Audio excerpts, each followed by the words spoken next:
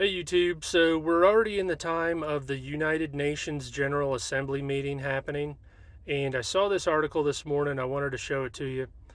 Israel's Netanyahu says there will be no Palestinian state.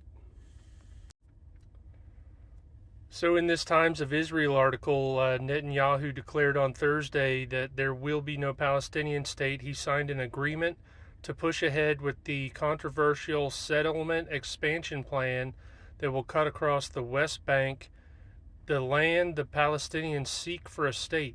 We're going to fulfill our promise that there will be no Palestinian state. This place belongs to us, Netanyahu said during a visit to the settlement in the West Bank on the outskirts of Jerusalem. So that article's challenging some ideas that I've had about, the Abraham Accords. But we've also got where a huge majority of the United Nations wants to declare Palestinian statehood. So I try to have kind of a loose understanding of how prophecy must play out. I don't have some, thus saith the Lord, this is how it's going to be.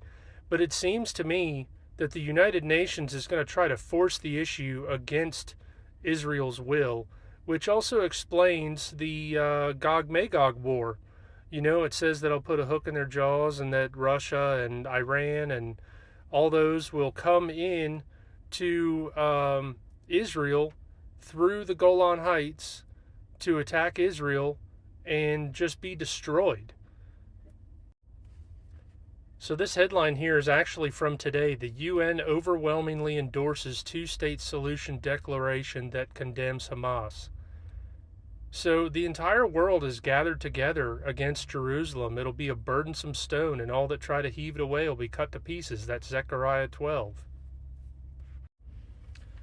Just to make a fair point, in Daniel 9:27, it says, "He shall confirm the covenant with many for 1 week." Technically, it doesn't say that Israel will agree to the covenant. It doesn't say that they will be in that covenant. There's another prophecy that I'm aware of, and I'm curious how it fits in.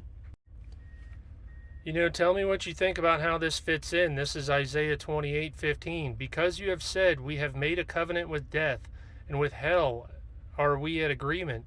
When the overflowing scourge shall pass through, it shall not come unto us. For we have made lies our refuge, and under falsehood we have hid ourselves." Now down here in 18, "And your covenant with death shall be disannulled, and your agreement with hell shall not stand when the overflowing scourge shall pass through. Then you shall be trodden down by it." I've always assumed that this was referring to the Daniel 9:27 covenant, but perhaps that's not accurate. What are your thoughts? I briefly showed this earlier, but maybe you've seen it while you've been out and gallivanting around the internet.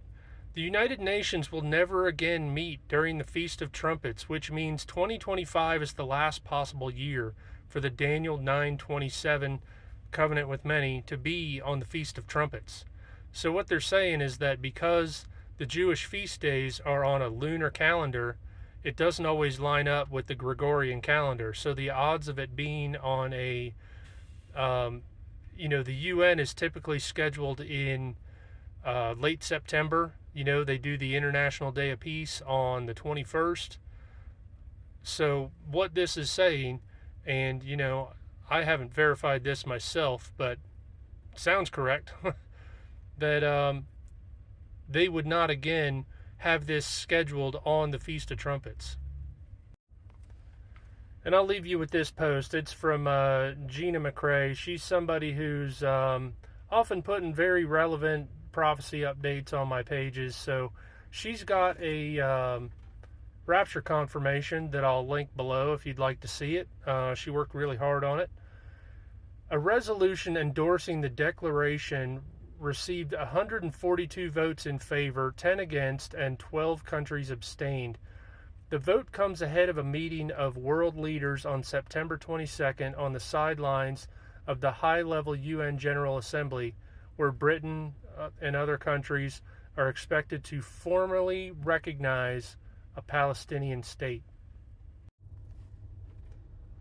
Now, when I try to communicate to people about the potential of the rapture being in less than 12 days, um, I try to, especially secular people, I don't try to lay out 35 different reasons why the numbers all add up, 2,550 days and Jubilees and Jacob was 77. And, you can go on and about that stuff. But I always try to point out that it's because they come to divide the land and that they're doing it right now at the United Nations and that they have it all scheduled to happen right on Feast of Trumpets.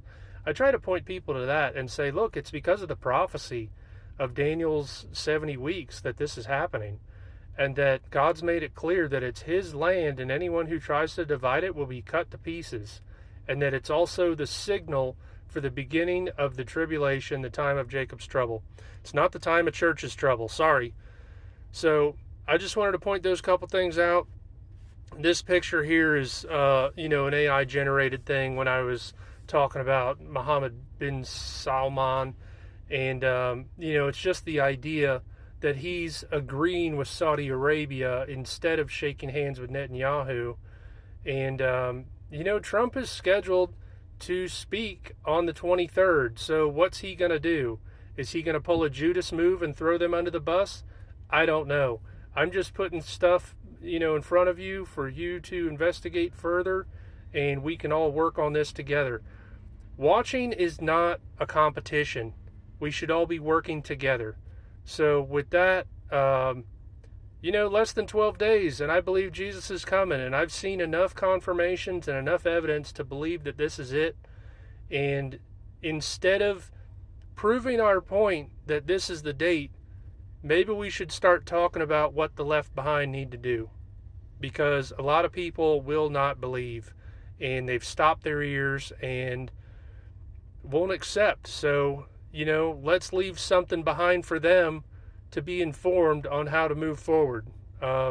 Me personally, I've confessed that Jesus Christ is the Lord, raised from the dead, and I've confessed my sins and believe that I'm not good enough, but Jesus paid the price for me on the cross to stand in my place and make me good enough by his righteousness, because my works are like filthy rags.